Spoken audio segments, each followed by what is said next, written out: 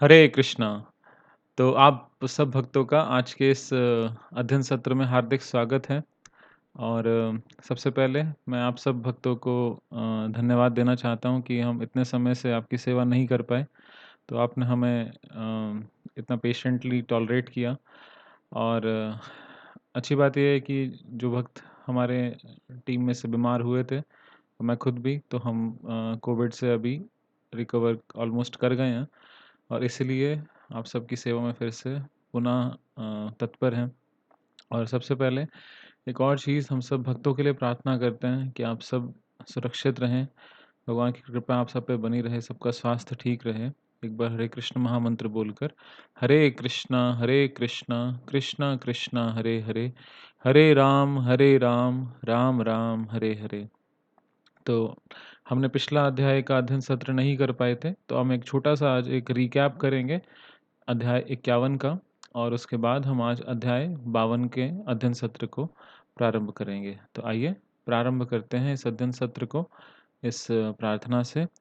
कृष्णा कृष्णा कृष्णा कृष्णा कृष्णा कृष्णा कृष्णा हे कृष्णा कृष्णा कृष्णा कृष्णा कृष्णा कृष्णा कृष्णा हे कृष्णा कृष्णा कृष्णा कृष्णा कृष्णा कृष्णा रक्षामां कृष्णा कृष्णा कृष्णा कृष्णा कृष्णा कृष्णा पाहि मां राम राघव राम राघव राम राघव रक्षामां कृष्णा केशव कृष्णा केशव कृष्णा केशव पाहि मां। शिल प्रभुपाद जी का प्रणाम मंत्र। नमः ओम विष्णुपादाय कृष्णपृष्ठाय भूतले श्रीमते भक्ति वेदांत स्वामिन इति नामिने। नमस्ते सारस्वते देवे गौरवाणी प्रचारिणे निर्विशेषा शून्यवादी पाश्चात्य देशातारिणे। हरे कृष्णा कृष्णा कृष्णा हरे हरे, हरे राम राम राम हरे हरे। तो हमने अध्याय 50 में जो पाठ किया था, हम उसको थोड़ा सा एक बार रिवाइज करते हैं और उसके बाद जो अध्याय 51 के अंदर जो डिस्कशन हुआ उसको भी हम एक बार अभी डिस्कस करते हैं। तो हमने पढ़ा था कि भगवान श्री कृष्ण ने जब कंस का वध किया तो उनकी दो पत्नियां थी जिनका नाम था अस्थि और प्राप्ति। ये दोनों विधवा हो गईं और उनके जो पिताजी थे जरासंध, उनको बहुत गुस्सा आया कि कृष्ण ने अपने मामा को मार दिया और अपने ये तो बहुत ही बुरा व्यक्ति है। तो उसने क्या किया, बदला लेने के लिए अटैक किया और मथुरा के ऊपर उसने अपनी सेना के साथ अटैक किया। तो उसने उस समय पे 13 अक्षौणी सेना के साथ वो आके उसने अटैक किया भगवान के सारे जो किंगडम था मथुरा में। तो जब भगवान ने इस चीज़ को देखा तो उन्होंने 17 बार उसको जरासंध को हराया और ऐसा करते हुए 13 अक्षौणी सेना वो हर बार लेकर आता था और भगवान सबका वध कर देते थे। और ऐसा करते हुए भगवान श्री कृष्ण ने जितने भी जो उनका आने का एक उद्देश्य था कि जितने भी ये राक्षसी राजा हैं, तो और जो जितने भी ऐसे लोग जो अधर्म को धर्म का पालन नहीं करते, तो उनको उनका वध किया। तो जरासंध एक बहुत अच्छी सेवा कर रहा था भगवान की कि वो जाकर इतने सारे सैनिकों को इकट्ठा करता था और भगवान श्री कृष्ण उसको फिर हर बार छोड़ देते थे। तो वो जाकर फिर से पूरी सेना इकट्ठी करता था और फिर आता था। तो इस तरह 17 बार भगवान श्री कृष्ण ने उसको हराया। तो इसके बाद भगवान श्री कृष्ण का मथुरा में प्रॉपर एक वेलकम हुआ और भगवान श्री कृष्ण ने ये देखा कि इस बार जो 18वीं बार जरासंध ने अटैक किया, तो एक और राजा था जिसका नाम था कालयवन, और उसने नारद मुनि से सुना था कि कृष्ण जो है वो बहुत ही एक बहुत पावरफुल, बहुत शक्तिशाली व्यक्ति हैं, तो तुम उनके साथ जाके युद्ध करो। तो कालयवन ने आकर मथुरा को चारों तरफ से घेर लिया, और ऐसा एंटिसिपेशन था कि अब 2 दिन के बाद या 1 दिन के बाद अब जरासंध भी अटैक करने वाला है। तो इसीलिए भगवान ने फिर अपनी सारी किंगडम को, जो जितने भी लोग हैं, सबको प्रोटेक्ट करने के लिए द्वारका का जो फोर्ट है वो बनाया समुद्र में, और विश्वकर्मा जी ने उसकी पूरी डिज़ाइन किया था, और बहुत थोड़े से समय के अंदर भगवान ने उसका कंस्ट्रक्शन पूरा कंप्लीट करवा दिया। तो इसके बाद जो काल्यवन थे, उन्होंने भगवान श्री कृष्ण को, हमने अध्याय 51 की अगर बात करें, जो हम नहीं उसको रीडिंग सेशन कर पाए थे, कि भगवान श्री कृष्ण इस बार अपने महल या मथुरा से बाहर निकले, और काल्यवन ने देखा कि भगवान श्री कृष्ण जा रहे हैं अपने विष्णु फॉर्म में, 400 फॉर्म में भगवान जा रहे हैं। और काल्यवन भले ही एक यमन था, लेकिन फिर भी उसने देखा कि भगवान के पास कोई शस्त्र नहीं है, तो उसने भगवान पे अटैक नहीं किया, और वो भगवान के पीछे-पीछे चलता गया, भगवान को पकड़ना चाहता था। तो पकड़ने के चक्कर में वो भगवान के पीछे चलता चला गया, और भगवान को तो पकड़ना असंभव है। तो भगवान एक गुफ़ा में चले गए, और उस गुफ़ा के अंदर एक व्यक्ति लेटे हुए थे। तो भगवान तो पीछे एक जगह छुप गए, लेकिन जो काल्यवन था, उसको लगा कि ये जो व्यक्ति यहाँ पे सोया हुआ है, ये कृष्ण है, और उसने बार-बार लात से मारा कि उठो और मेरे साथ युद्ध करो। तो ये वास्तविकता में इक्ष्वाकु वंश के एक बहुत ही प्रसिद्ध राजा थे, जिनका नाम था मुचुकुंद। तो राजा मुचुकुंद को भगवान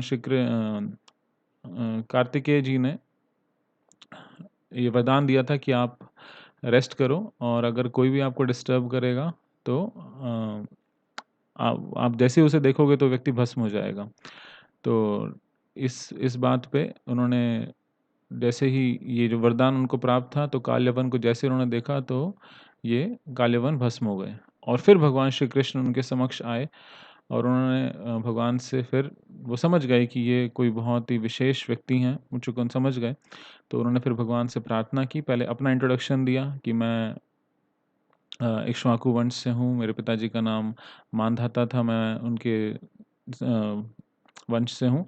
और इसके बाद भगवान से फिर उन्होंने उनका परिचय पूछा। तो भगवान ने अपना इंट्रोडक्शन दिया, तो भगवान ने बताया कि परम पुरुषोत्तम भगवान से उन्होंने फिर प्रार्थनाएँ की, और भगवान से रिक्वेस्ट किया कि आप प्लीज़ मुझे, ये जो भी मैंने इतनी अटैचमेंट्स थी मेरी, सब आपकी कृपा के कारण वो ख़त्म हो गई हैं। तो भगवान ने फिर उन्हें आदेश दिया कि आप भक्ति योग का पालन करो, और आपका जो अगला जन्म होगा वो एक वैष्णव के रूप में होगा। तो अभी आप जाओ, और आप भक्ति योग का पालन करो, और सदैव मेरा चिंतन करो। तो आज हम यहाँ तक हमने पिछला जो अध्याय था 51 में डिस्कस किया था। तो आज की जो कथा है, हम यहाँ से आगे पढ़ेंगे, और आज का जो अध्याय है, इसका शीर्षक है रण छोड़ श्री कृष्ण। तो आइए पढ़ते हैं। जब भगवान श्री कृष्ण ने इक्ष्वाकु वंश के प्रख्यात वंशज मुचुकुंद पर अनुग्रह किया, तब उन्होंने गुफा के अंदर भगवान की परिक्रमा की और बाहर आ गए। कंदरा कंदरा मतलब गुफा। कंदरा से बाहर आने के पश्चात मुचुकुंद ने देखा कि मानव जाति का आकार आश्चर्य रूप से छोटा होकर वामन यानी बौनों के आकार का हो गया, क्योंकि जब ये सोए थे, तो उस समय पे सतयुग चल रहा था। सॉरी, त्रेता युग चल रहा था, और अब जब ये बाहर उठे हैं, तो क्या हुआ कि अब जो युग चल रहा है वो द्वापर है, राइट? और द्वापर बस खत्म ही होने वाला है। अगर हम देखें तो भगवान श्री कृष्ण द्वापर के अंत में ही आए थे। तो हर युग के अंदर जो उम्र है और जो व्यक्ति का आकार है, वो कम होता चला जाता है। तो जो कलयुग के लोग हैं, उनका बहुत छोटा आकार है एज़ कम्पेयर टू जो द्वापर में था, उससे 10 गुना कम। तो इसीलिए उन्होंने बाहर जब आए मुचुकुंद, तो उन्होंने देखा कि मानव जाति तो बहुत छोटी-छोटी हो गई है, एकदम पिग्मी साइज़ के हो गए हैं, छोटे-छोटे हो गए हैं सब। उसी भाँति वृक्षों का आकार भी अति लघु हो गया है। इससे मुचुकुंद तत्काल समझ गए कि वर्तमान युग कलयुग है। मतलब वास्तविकता में एक तरह से द्वापर जस्ट खत्म ही होने वाला है। अतः अपना ध्यान विचलित किए बिना वे उत्तर की ओर यात्रा करने लगे। अंततः वे गंधमादन नामक पर्वत पर पहुंच गए। उस पर्वत पर चंदन तथा अनेक पुष्पों के वृक्ष थे, जिनकी सुगंध समीप आने वाले व्यक्ति को प्रसन्न कर देती थी। तो अब उन्होंने भगवान से आग्रह भी किया था, तो अब वो भगवान ने उन्हें जो आदेश दिया था कि आप जाइए, भक्तियों का पालन कीजिए, तो वो जिस पर्वत पर गए उसका नाम था गंधमादन पर्वत और उत्तर में है ये। तो प्रभुपाद जी बताते हैं कि यहाँ पे क्या वो स्थान है विशेष। उन्होंने आत्म संयम तथा तपचर्या के लिए शेष जीवन गंधमादन पर्वत के क्षेत्र में व्यतीत करने का निश्चय किया। ऐसा प्रतीत होता है कि यह स्थान हिमालय की पर्वत श्रृंखला के उत्तरी भाग में स्थित है, जहाँ नर नारायण का धाम है। यह स्थान अभी भी है और बद्रिका आश्रम के नाम से विख्यात है। तो बद्रिका आश्रम यानी जो बद्रीनाथ जहाँ पर है, तो उसी के पास ही ये स्थान है गंधमादन पर्वत, और इन्होंने यहीं पे ही तपस्या की। बद्रिका आश्रम में मुचुकुंद इस भौतिक जगत के समस्त द्वंद्व, सुख-दुख आदि को सहन करते हुए भगवान श्री कृष्ण की उपासना में संलग्न हो गए। श्री कृष्ण मथुरा क्षेत्र में लौट आए और उन्होंने काल यवन के सैनिकों से युद्ध करके उनका वध कर दिया। तो अब मुचुकुंद तो गंधमादन पर्वत पर चले गए और भगवान श्री कृष्ण वापस आए। तो ये मुचुकुंद गंधमादन पर्वत पर चले गए और भगवान श्री कृष्ण वापस मथुरा आए, और हम जानते हैं कि मथुरा को उस समय पे काल यवन ने घेरा हुआ था। तो फिर भगवान श्री कृष्ण ने काल यवन के जितने सैनिक थे, काल यवन की तो मृत्यु हो गई, और काल यवन के जितने सैनिक थे फिर भगवान श्री कृष्ण ने उन सबका वध कर दिया। तो तत्पश्चात उन्होंने मृत शरीरों पर से मूल्यवान सामग्री एकत्र करवाई और अपने निर्देशन में उस सामग्री को बैलगाड़ियों पर रखकर द्वारका ले आए। इस मध्य जरासंध ने 23 अक्षौनी सेना लेकर मथुरा पर पुनः आक्रमण कर दिया। तो अब ये एंटिसिपेटेड था कि कालयवन जो है वो आया है, तो परसों जरासंध आने वाला है। तो अब यहाँ पर भगवान श्री कृष्ण ने सारे काल्यवन के उनका वध किया, और अब जरासंध आया 18वीं बार लड़ाई करने के लिए। लेकिन इस बार हम देखते हैं कि उसने कितनी अक्षौनी सेना से लड़ाई की, 23 अक्षौनी सेना। इससे पहले 13 लेकर आता था, इस बार सबसे ज़्यादा नंबर लेकर आया 18वीं बार, और उसने मथुरा पर फिर से आक्रमण किया। भगवान श्री कृष्ण राजा जरासंध के विशाल सैन्य समूहों के 18वें आक्रमण से मथुरा की रक्षा करना चाहते थे। सैनिकों के और अधिक वध को रोकने के लिए तथा अन्य महत्वपूर्ण कार्यों को संपादित करने के लिए श्री कृष्ण ने युद्ध किए बिना ही रण क्षेत्र का त्याग कर दिया। तो भगवान अब लास्ट ये जो इवेंट था इसके अंदर अब और खून खराबा नहीं चाहते थे, तो उन्होंने क्या सोचा कि अभी एक बहुत इम्पोर्टेंट काम और भी है, वो करते हैं, इसलिए भगवान ने रण क्षेत्र को छोड़ दिया, रण छोड़ दिया।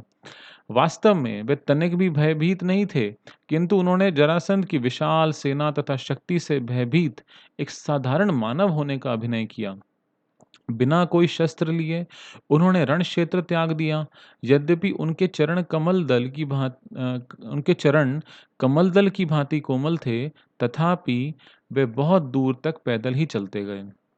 तो ऐसा लग रहा था कि जैसे भगवान इतनी बड़ी अक्षौनी 23 अक्षौनी सेना को देखकर डर गए हैं, और अब वो मतलब भाग रहे हैं और रन छोड़ दिया है और डर के भाग गए हैं, ठीक है। तो जरासंध को ऐसा लगा कि भगवान तो एक बिल्कुल जैसे यहाँ पे भगवान एक नॉर्मल साधारण मानव की तरह अभिनय कर रहे हैं, एक्टिंग कर रहे हैं, लेकिन भगवान का एक और बड़ा उद्देश्य था, तो भी हम उसको पढ़ेंगे कि क्या रीज़न था भगवान ने रन छोड़ा। जरासंध ने विचार किया कि इस बार श्री कृष्ण तथा बलराम उसकी सैन्य शक्ति से अत्यंत भयभीत हैं और रण क्षेत्र से भाग रहे हैं।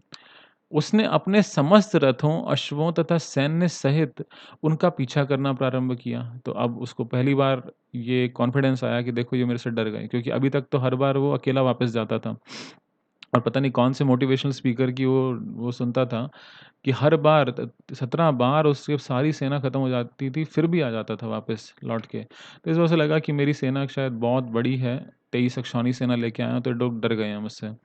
तो उसके विचार से श्री कृष्ण तथा बलराम साधारण मानव थे, और उसी प्रकार वह भगवान की गतिविधियों को माप रहा था।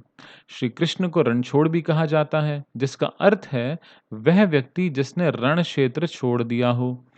भारत में और मुख्य रूप से गुजरात में श्री कृष्ण के अनेक मंदिर हैं, जो रणछोड़ जी के मंदिर के रूप में विख्यात हैं। तो अभी हमें एक सौभाग्य मिला था कि हम अ, रणछोड़ जी का मंदिर डाकोर में है, गुजरात में, द्वारका के बहुत समीप है। तो ये रणछोड़ जी के दर्शन हैं और ये जो मंदिर है इसका नाम है रणछोड़ जी का मंदिर, जो डाकोर गुजरात में है। तो भगवान के बहुत सारे प्रसिद्ध नाम हैं, जिसमें रणछोड़ भी एक बहुत प्रसिद्ध नाम है, क्योंकि भगवान की इस लीला से भगवान को नाम रणछोड़ प्राप्त हुआ।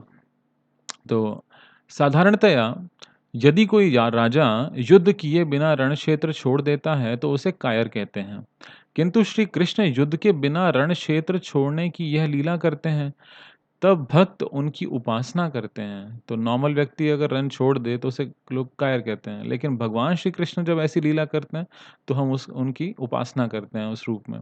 असुर सदैव श्री कृष्ण के ऐश्वर्य तथा शक्ति को मापने का प्रयास करता है, जबकि एक भक्त कभी भी उनके ऐश्वर्य तथा शक्ति को मापने का प्रयास नहीं करता। भक्त सदैव भगवान की शरण में जाते हैं और उनका भजन करते हैं। शुद्ध भक्तों के पद चिन्हों का अनुसरण करके हम यह जान सकते हैं कि रणछोड़ जी श्री कृष्ण ने भयभीत होने के कारण युद्ध क्षेत्र को नहीं छोड़ा था, किंतु इस कार्य के पीछे उनका कोई अन्य प्रयोजन था। जैसा कि बाद में स्पष्ट होगा, उनका प्रयोजन अपनी भविष्य में होने वाली प्रथम पत्नी रुक्मिणी द्वारा भेजे गए गुप्त पत्र के अनुसार कार्य करना था। तो हम आगे वाले आने वाले चैप्टर में पढ़ेंगे कि कृष्णा जो भगवान श्री कृष्ण जब रुक्मिणी जी का हरण करते हैं, तो वो उसके पीछे रीज़न था कि भगवान ने रन छोड़ा और इसके पीछे यही एक मुख्य प्रयोजन था। और भगवान पूर्ण रूप से शक्तिमान है, उनको किसी चीज़ का कोई भय नहीं है, बल्कि भय उनसे डरता है। श्री कृष्ण का रण क्षेत्र छोड़ना उनके 6 ऐश्वर्यों में से एक का प्रदर्शन है। श्री कृष्ण परम शक्तिमान, परम संपन्न, परम प्रसिद्ध, परम बुद्धिमान, परम सुंदर हैं।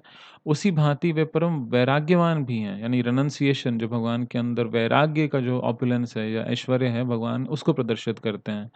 श्रीमद् भागवतम में स्पष्ट रूप से कहा गया है कि पर्याप्त सैन्य शक्ति के होते हुए भी उन्होंने रण क्षेत्र का त्याग कर दिया। तो हमने तो पहले भी देखा है कि भगवान ने तो अकेले ही पूरी-पूरी 13 क्षौणी सेना का वध कर दिया था। लेकिन यहाँ पर प्रभुपाद जी बता रहे हैं कि पूरी पर्याप्त सेना होने के बाद, सैन्य शक्ति होने के बाद भी उन्होंने रण छोड़ दिया। अपनी सेना के बिना भी वे जरासंध की सेना को पराजित करने के लिए अकेले ही पर्याप्त थे। पहले भी 17 बार वह ऐसा कर चुके थे। अतएव उनका रण क्षेत्र को त्यागना उनके श्रेष्ठतम वैराग्य ऐश्वर्य का एक दृष्टांत है। इट्स अ वेरी बहुत अच्छा एग्ज़ाम्पल है कि भगवान किस प्रकार से वैराग्य को भी पूर्ण रूप से भगवान के अंदर विद्यमान है। बहुत दूर तक चलने के पश्चात श्री कृष्ण तथा बलराम दोनों भाइयों ने अत्यंत थक जाने का अभिनय किया। अपनी थकान को दूर करने के लिए वे समुद्र तल से कई मील ऊंचे एक अत्यंत उच्च पर्वत पर चढ़े। निरंतर वर्षा के कारण इस पर्वत को प्रवर्षण कहा जाता था। तो प्रवर्षण मतलब जहाँ पे लगातार वर्षा होती रहती है। तो भगवान श्री कृष्ण ऐसे एक्टिंग कर रहे हैं बलराम जी के साथ कि वो बहुत थक गए हैं और एक पहाड़ के ऊपर चढ़ गए। पर्वत का शिखर सदैव इंद्र द्वारा प्रेषित मेघों से आच्छादित रहता था। जरासंध ने मान लिया कि दोनों भाई उसकी सैन्य शक्ति से भयभीत होकर पर्वत शिखर पर जाकर छिप गए हैं।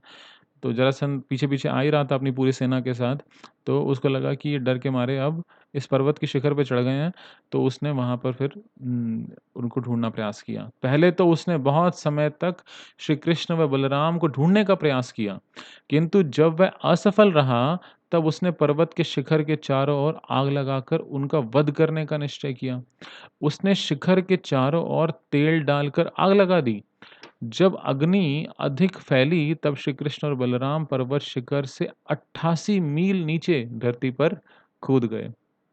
तो ये पर्वत इतना विशाल था कि 88 मील ऊंचा पर्वत था और जरासंध को लगा कि भाई हम क्या करते हैं, आग लगा के इसको नीचे आग लगा देते हैं तो ये ऊपर दोनों भस्म हो जाएंगे। लेकिन भगवान श्री कृष्ण और बलराम जी ने पर्वत के ऊपर से ही जंप लगा के नीचे कूद गए। तो हम देखते हैं कि ये गंधमादन पर्वत की एक फ़ोटोग्राफ है जिसमें से भगवान श्री कृष्ण और बलराम जी 88 मील कूद गए नीचे। तो अभी तो हम जानते हैं कि केवल सबसे बड़ा जो पर्वत है वो माउंट एवरेस्ट है। लेकिन यहाँ प्रॉपर जी बता रहे हैं कि ये जो प्रवर्षण पर्वत था ये 88 मील ऊँचा था। इस प्रकार जब पर्वत शिखर जल रहा था, वे जरासंध की दृष्टि से ओझल होकर बच निकले।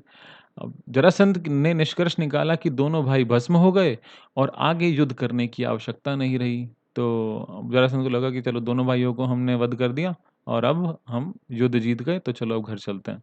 स्वयं को अपने प्रयासों में सफल मानकर वह मथुरा से अपनी राजधानी मगध लौट गया। तो वापस अपनी राजधानी मगध चला गया और उसको लगा कि अब और लड़ने की ज़रूरत ही नहीं है।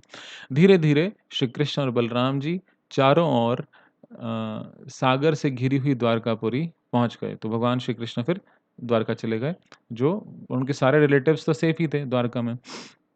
इसके पश्चात आनर्त प्रदेश के राजा रैवत की पुत्री रेवती से बलराम जी का विवाह किया। तो आनर्त प्रदेश जो है, ये एक बहुत विख्यात या प्रसिद्ध राजा थे। उनका नाम था राजा रैवत और रैवत की पुत्री थी रेवती। तो बलराम जी की जो शादी हुई वो रेवती जी से हुई और बलराम जी बड़े भी थे उम्र में, तो पहले उनका विवाह हुआ। इसका विवरण श्रीमद् भागवतम के 9वें स्कंद में दिया गया है।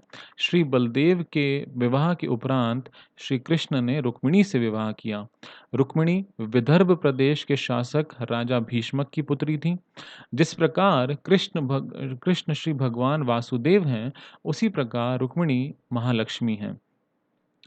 तो विदर्भ जो आज भी हम विदर्भ का नाम ख़ैर आजकल हम सुनते हैं कि वहाँ पे बारिश की कमी है, बट वैसे विदर्भ जो प्रदेश है वो वहाँ के जो राजा थे उनका नाम था भीष्मक और उनकी पुत्री थी रुक्मिणी। तो भगवान श्री कृष्ण ने उनसे आगे चल के उनका विवाह हुआ। तो यहाँ बता रहे हैं कि भगवान श्री कृष्ण की जिस प्रकार विष्णु के रूप में एक्सपैंड करते हैं, उसी प्रकार से जो श्रीमती राधा रानी है वो भी एक्सपैंड करती हैं शक्ति तत्व। तो रुक्मिणी जी जो हैं वो महालक्ष्मी हैं। चैतन्य चरितामृत के प्रमाण अनुसार श्री कृष्ण तथा श्रीमती राधा रानी का प्रकाश एक साथ होता है। श्री कृष्ण स्वयं को विभिन्न विष्णु तत्व रूपों में विस्तारित करते हैं। श्रीमती राधा रानी अपनी अंतरंगा शक्ति द्वारा स्वयं को विभिन्न शक्तियों के रूप में अथवा श्री लक्ष्मी के अनेक रूपों में विस्तार करती हैं। तो हम सब जानते हैं कि जो तत्व हैं, विष्णु तत्व, शक्ति तत्व, जीव तत्व और शिव तत्व। तो जो भगवान श्री कृष्ण हैं, वो विष्णु तत्व हैं, वो एक्सपैंड करते हैं अलग-अलग विष्णु फ़ॉर्म्स में और इसी प्रकार से जो श्रीमती राधा रानी है, वो अलग-अलग शक्ति तत्वों में अपने आप को एक्सपैंड करती हैं। तो जो सारी लक्ष्मियाँ हैं, वो श्रीमती राधा रानी की ही एक तरह से एक्सपेंशन्स हैं। और जो हम हैं वो हैं जीव और जो शिव तत्व है वो शिव भगवान जब भौतिक सृष्टि के संपर्क में आते हैं तो वो शिव तत्व कहलाता है। वैदिक लोकाचार के अनुसार 8 प्रकार के विवाह होते हैं। प्रथम श्रेणी के विवाह में वर व वधू के माता-पिता विवाह की तिथि निश्चित करते हैं। तदनंतर राजसी ठाट से वर वधू के घर जाता है। ब्राह्मणों, पुरोहितों तथा संबंधियों की उपस्थिति में वर को वधू का दान दिया जाता है। तो सबसे जो फर्स्ट क्लास मैरिज है, प्रथम श्रेणी की शादी कैसे होती है कि माता-पिता विवाह निश्चित करते हैं, अरेंज मैरिज जिसे कहते हैं। और फिर शादी में जो ग्रूम है वो जाता है और सब लोग ब्राह्मण और पुरोहितों के साथ सब संबंधी देखते हैं और उनकी उपस्थिति में जो वर है उसको वधू का दान दिया जाता है, जिसे कन्यादान कहते हैं। इसके अतिरिक्त और भी विवाह की प्रणालियां हैं, जैसे गंधर्व और राक्षस विवाह। रुक्मिणी जी का श्री कृष्ण से राक्षस प्रणाली से विवाह हुआ था, क्योंकि श्री कृष्ण ने शिशुपाल, जरासंध, शाल्व तथा अन्य अनेक प्रतिद्वंदियों की उपस्थिति में रुक्मिणी जी का हरण किया था। तो भगवान श्री कृष्ण की जो शादी रुक्मिणी जी से हुई, वो कौन से स्टाइल में हुई थी? राक्षस स्टाइल में, क्योंकि उन्होंने किडनैपिंग की थी। और कैसे की थी? किन-किन के सामने? अपने सारे दुश्मनों के, जो भी उनके प्रतिद्वंदी थे, ऋषिशुपाल, जरासंध, शाल्व, हम पूरी कथा आगे पढ़ेंगे। जब रुक्मिणी जी का कन्यादान शिशुपाल को किया जा रहा था, तब श्री कृष्ण विवाह मंडप से उसे उसी प्रकार छीन ले गए, जैसे गरुड़ ने असुरों से अमृत का पात्र छीना था। राजा भीष्मक की एकमात्र पुत्री रुक्मिणी अनिंद अनिग्ध सुंदरी थी, मतलब अत्यंत सुंदरी थी। वह रुचिर आनना के नाम से विख्यात थीं, जिसका अर्थ है कमल पुष्प के समान सुंदर मुख वाली। रुचिर आनना, जिसका मुख, आनन मतलब मुख और रुचिर मतलब कमल पुष्प के समान जिसका मुख हो, इतनी अत्यंत सुंदर थीं। श्री कृष्ण के भक्त भगवान के दिव्य चरित्र के विषय में सुनने के लिए सदैव उत्सुक रहते हैं। युद्ध, हरण तथा रण क्षेत्र छोड़कर भागना आदि उनकी सभी लीलाएं दिव्य हैं, क्योंकि वे सर्वोच्च स्तर की लीलाएं हैं। भक्तगण उनके विषय में सुनने में दिव्य रुचि रखते हैं। शुद्ध भक्त यह भेद नहीं करते कि भगवान की कुछ लीलाओं को सुनना चाहिए तथा कुछ को नहीं। फिर भी तथाकथित भक्तों की एक श्रेणी है जो प्राकृत सहजिया के नाम से विख्यात है। वे लोग गोपियों के साथ श्री कृष्ण की रासलीला के विषय विषय में सुनने में अत्यधिक रुचि रखते हैं, किंतु शत्रुओं से उनके युद्ध के विषय में सुनने में रुचि नहीं रखते। तो प्रभुपाद जी बहुत अच्छी बात बता रहे हैं यहाँ पर कि भगवान श्री कृष्ण की जितनी भी लीलाएँ हैं, वो किस स्तर पे हैं, ट्रांसेंडेंटल लेवल पे हैं, सर्वोच्च स्तर की लीलाएँ हैं, आध्यात्मिक हैं। और चले भले ही वो युद्ध कर रहे हों, हरण कर रहे हों, रण क्षेत्र से भाग रहे हों, छोड़ रहे हों या फिर कोई भी लीला हो या उनकी गोपियों के साथ लीला हो, सभी पूर्ण रूप से आध्यात्मिक हैं। लेकिन कुछ लोग ऐसे हैं जो सिर्फ़ भगवान की गोपियों के साथ लीला सुनना चाहते हैं या तो ऐसे लोगों को क्या प्रभुपाद जी बता रहे हैं कि उनको क्या कहते हैं प्राकृत सहजिया। कि वो भगवान की लीलाओं को बहुत चीप लेते हैं। हमने पहले भी इस बारे में पढ़ा था और भगवान की कोई और लीला सुनने में विषय में रुचि नहीं रखते हैं। तो लेकिन हम देखते हैं कि श्री चैतन्य महाप्रभु ने भी अपने प्रकट लीला में ध्रुव महाराज, प्रहलाद महाराज भक्तों की इतनी लीलाएँ सुनते थे। 100-100 बार महाप्रभु ने उनकी लीलाएँ सुनी। भगवान की कैसे अपने भक्तों के साथ आदान-प्रदान हुए। उन्होंने गोपियों की लीलाएँ ऐसे कभी नहीं कहा कि मुझे गोपियों की लीलाएँ सुनाओ। ध्रुव महाराज, प्रहलाद महाराज भक्तों की इतनी लीलाओं को श्रवण करते थे।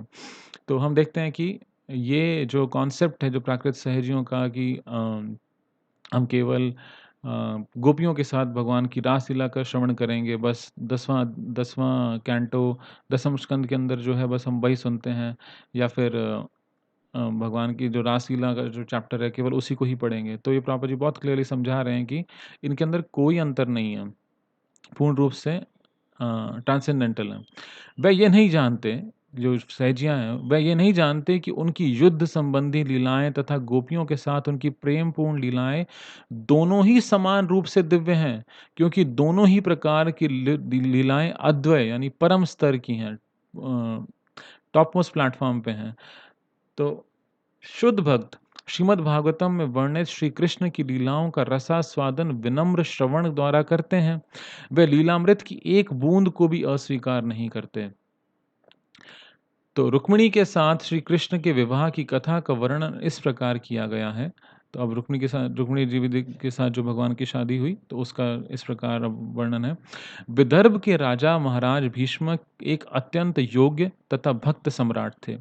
तो भीष्मक बहुत अच्छे भक्त भी थे और एक योग्य सम्राट भी थे। उनके 5 पुत्र तथा केवल 1 पुत्री थी। प्रथम पुत्र रुक्मी, दूसरा रुक्मरथ, तीसरा रुक्मबाहु, चौथा रुक्मकेश और 5वां रुक्ममाली के नाम से विख्यात है। तो सबके नाम में रुक्म है। उन भाइयों की एक छोटी बहन रुक्मिणी थी। वह सुंदर और सती थी तथा श्री कृष्ण से उसका विवाह होने वाला था। मतलब she was meant to be married to Krishna क्योंकि वो महालक्ष्मी हैं। तो उनकी शादी होनी विवाह तो होना किससे था? श्री कृष्ण से ही होना था। अनेक संत तथा नारद मुनि जैसे साधु राजा भीष्मक के राजमहल में जाया करते थे। स्वाभाविक ही था कि रुक्मिणी जी को उनसे वार्तालाप करने का अवसर प्राप्त हुआ और इस प्रकार उन्होंने श्री कृष्ण के विषय में ज्ञान प्राप्त कर लिया। तो राजा भीष्मक बहुत संतों को बुलाते थे और नारद मुनि भी उनके घर पे आते थे। तो ये सुनकर श्रवण करने से ही रुक्मिणी देवी को भगवान श्री कृष्ण के प्रति बहुत आकर्षण हो गया। तो हम देखते हैं कि केवल भगवान के बारे में श्रवण करने से एक भक्त कैसे भगवान के प्रति और आकर्षित होता चला जाता है। इसलिए श्रवण की जो विधि है उसको इतना बहुत उसके बल दिया जाता है कि हमें सुनना चाहिए भगवान के बारे में। शृण्वताम स्वकतः कृष्णा पुण्य श्रवण कीर्तना। तो अगर हम भगवान की जो श्रवण करते हैं उनकी लीलाओं के बारे में, उनके बारे में श्रवण करते हैं तो हृदय अंतस्थो ही अभद्राणि, हृदय में जितने भी अभद्र हैं, जितने भी गंदगी है क्या होती है विदनुहोति सुहृत सताम, वो एकदम साफ हो जाती हैं। तो इसलिए रुक्मिणी देवी ने जब भगवान श्री कृष्ण के बारे में सुना तो बहुत आकर्षित हो गई। उन्होंने श्री कृष्ण के षड ऐश्वर्यों के विषय में जानकारी प्राप्त की और उनके विषय में सुनकर ही रुक्मिणी श्री कृष्ण के चरण कमलों की शरण लेकर उनकी पत्नी बनने की कामना करने लगी। श्री कृष्ण ने भी रुक्मिणी के विषय में सुना था। वह बुद्धिमता, मन की उदारता, अनिंद अनिद्य सौंदर्य और सदाचार आदि सभी दिव्य गुणों की सागर थी। तो भगवान श्री कृष्ण को भी रुक्मिणी देवी के बारे में पता था और रुक्मिणी देवी वो भगवान श्री कृष्ण के बारे में नारद मुनि और बाकी संतों से पता लग गया। अतएव श्री कृष्ण ने निश्चय किया कि वे उनकी पत्नी बनने के योग्य हैं। राजा भीष्मक के समस्त परिवार तथा संबंधियों ने निश्चय किया कि रुक्मिणी का विवाह श्री कृष्ण से होना चाहिए। तो पूरी फैमिली एक तरफ थी कि रुक्मिणी का विवाह श्री कृष्ण से होना चाहिए। किंतु रुक्मिणी के बड़े भाई रुक्मी ने अन्य सबकी इच्छा के विपरीत उसका विवाह शिशुपाल के साथ निश्चय कर दिया, क्योंकि ये दोस्त थे, शिशुपाल और रुक्मी। और शिशुपाल भगवान श्री कृष्ण के एकदम बहुत उनको बुरा-भला बोलते थे। तो रुक्मी ने शिशुपाल के साथ दोस्ती होने के कारण पूरे परिवार के अगेंस्ट जाके बहन का रिश्ता वहाँ कर दिया। और बड़ा बेटा है तो भीष्मक भी कुछ नहीं बोल पाए। शिशुपाल श्री कृष्ण का कट्टर शत्रु था। जब काली आंखों वाली सुंदरी रुक्मिणी ने इस संबंध के विषय में सुना, तो वह तत्काल अत्यंत उदास हो गईं। उनका विचार था कि तत्काल ही कुछ करना चाहिए। कुछ विचार करने के पश्चात उन्होंने श्री कृष्ण को संदेश भेजने का निश्चय किया और उनके साथ छल न हो, इसलिए उन्होंने एक योग्य ब्राह्मण को अपना दूत चुना। इस प्रकार का योग्य ब्राह्मण विष्णु भक्त होता है और सदैव सत्य भाषण करता है।